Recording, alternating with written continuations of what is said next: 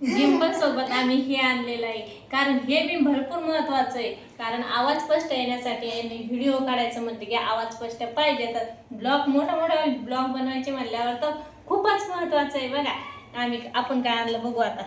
चला आपण पाहू आता काय आहे. वाव मम्मी याच्यामध्ये काय आहे? याच्यामध्ये स्पीकर, वाव याला म्हणतात माईक. हे बघा, हे आहे माईक. आणि हे याने ना पाठी आपण मोठ्या ब्लॉग मध्ये बोलायचं म्हणलं ना, स्पष्ट आवाज पाहिजे, त्याच्यासाठी हे आणलेले आहे. हे आणि माईक. कसे वाटलं मग तुम्हाला? कसं वाटलं कमेंट मध्ये सांगा मला.